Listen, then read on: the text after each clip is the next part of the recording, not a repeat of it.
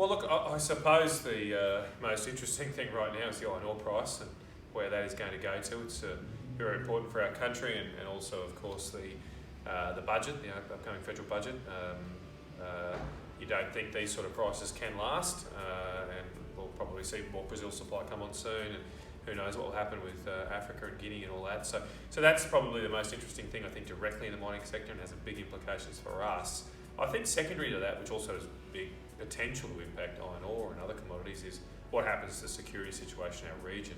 Obviously, our iron ore industry relies heavily on a continuing trade with China, but if there are steps to further conflict, that is potentially at risk, and we've got to be mindful of that and be mindful of our vulnerability to such a disruption. We're very, very dependent on demand from China right now, and I think that's a key vulnerability we should look to minimise in coming years. The final thing is more a macroeconomic thing. I personally am concerned that inflation is coming back potentially to Western countries, and particularly maybe the US. Very large stimulus is over there. That potentially is a good thing for the mining sector. Commodities tend to do pretty well in inflationary periods. However, of course, the longer-term risks are if that inflation impacts economic growth and confidence. That's just my view. I could be completely wrong. We're not seeing a lot of inflation in Australian data, thankfully, yet. But there are some pressures building in the US, and that could easily spill over to other countries like us. Been in the Senate now for almost 7 years. It's been a great honour to be a Senator for Queensland. I was a Minister for Resources there for a few. And I suppose I'd have to put up the top of the career highlight is beating the foreign-funded, internationally organised Stop Adani movement. They came at us pretty hard over the last few years. I don't think I'd necessarily say it was a fair fight, but it was a big battle. And I held the line. I pushed pretty hard to support Adani, to start Adani, as our T-shirt's set up there in the north, and we've got it going, and it's happening right now. It's so good to see that our country will open at the first coal basin in 50 years. The track's being laid at the moment, the mine's being dug.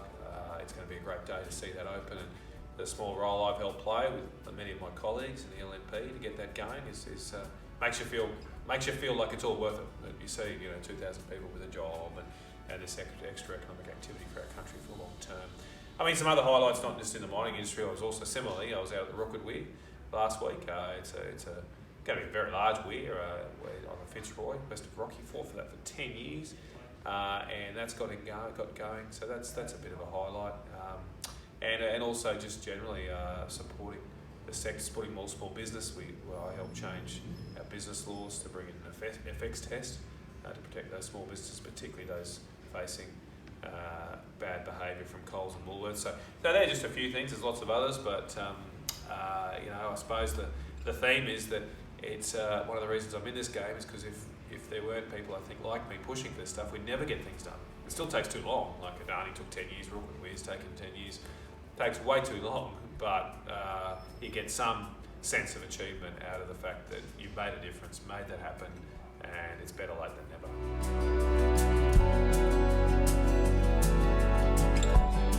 Well, I think it's just got such a great future. We've gone through, a bit of a super cycle, so to speak. There's been ups and downs, but I take a longer view of this. There really has been a secular increase in demand for our commodities since the end of World War II. Really, in the 50s and 60s, when Japan started reindustrialising, that's when Australian mining really got going again. If you take out the gold rushes of the 1850s, this was the time. And it's been going for now good on 60, 70 years. And I actually think it's likely to continue, barring any major conflict in our region, because you've got the growth of India, you've got the growth of Southeast Asia, continuing strong demand from China. And we have the highest quality resources in the world. We've got the highest quality coal, we've got good quality iron ore. Copper is going to be a major commodity in the future. We've got then lithium coming through. There's just so many opportunities in the sector. Now, I think the big challenge here is, can we keep the public support for it? We've got to have our banks on side, our corporate sector on side to grow and develop the industry. That's going to be a challenge, but there's nothing in life that's worth it is easy.